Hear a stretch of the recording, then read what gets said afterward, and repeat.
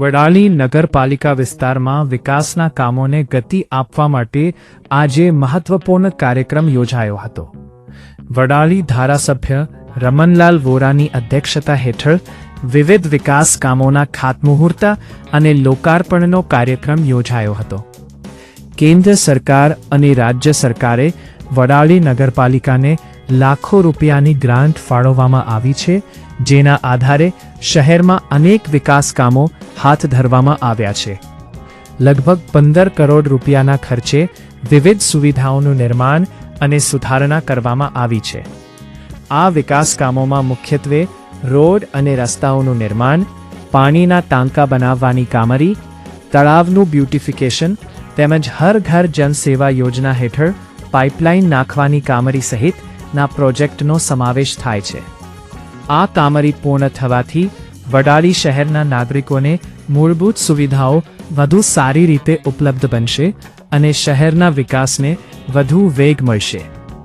આ પ્રસંગે ધારાસભ્ય રમનલાલ વોરાએ જણાવ્યું હતું કે રાજ્ય સરકાર અને કેન્દ્ર સરકાર લોકો સુધી વિકાસના લાભ પહોંચાડવા માટે પ્રતિબદ્ધ છે અને આવનારા સમયમાં પણ વડાલી વિસ્તારમાં વધુ વિકાસ કાર્યો હાથ ધરવામાં આવશે.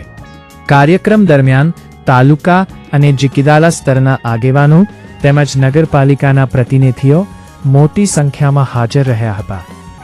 આ પ્રસંગે તખ્તસિંહજી હડિયોલ, સાબરકાંઠા જિલ્લા કા મહામંત્રી પ્રેમલભાઈ રાઠોડ, મોતીસિંહ, ગિરીશભાઈ બારોટ, વડાલી નગરપાલિકા પ્રમુખ યશરાજસિંહ ભાટી તેમજ નગરપાલિકાના તમામ સભ્યો હાજર રહ્યા હતા. સાથે નગરપાલિકાના પૂર્વ પ્રમુખો અને સ્થાનિક આગેવાનો પણ કાર્યક્રમમાં ઉપસ્થિત રહ્યા હતા. આ સંપૂર્ણ કાર્યક્રમ ઉત્સાહપૂર્ણ માહોલમાં યોજાયો હતો અને સ્થાનિક લોકો દ્વારા વિકાસ કામોને આવકારવામાં આવ્યો હતો. અને એટલે દર વર્ષે જેટલી ગ્રાન્ટ આપતા હતા એના કરતા વધારે વડાલીમાં 7 કરોડ રૂપિયાની ગ્રાન્ટ આપણને આપી.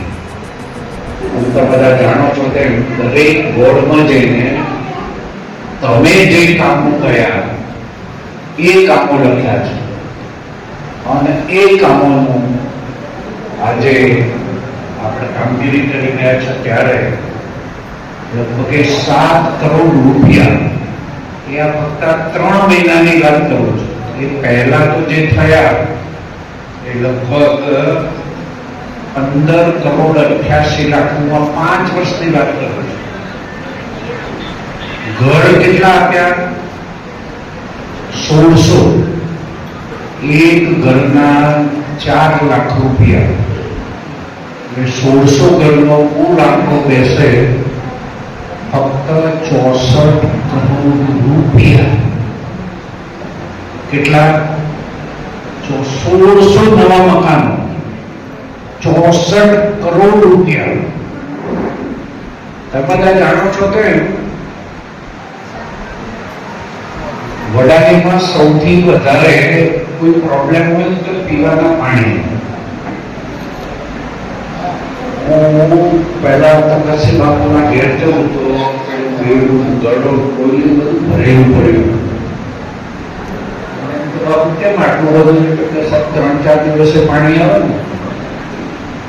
એ પછી આપણે રાજ્ય સરકાર તરફથી 96 કરોડ રૂપિયાના ખર્ચે એટલે 100 કરોડ ખેડબ્રહ્મા, વડાલી અને ઈડર આ 3 નગરપાલિકાઓમાં ધરોઈ ડેમથી સીધી પાઇપલાઇન થઈ આ 3 નગરપાલિકા માટે 100 કરોડ રૂપિયાનો આપણે ખર્ચ કર્યો અને પાણીની સમસ્યા દૂર કરવાનો આપણે પ્રયાસ કર્યો. આ વખતે મેઘરાજાની વધારે મહેર થઈ, ધરોઈ ડેમ આખો ભરાયો,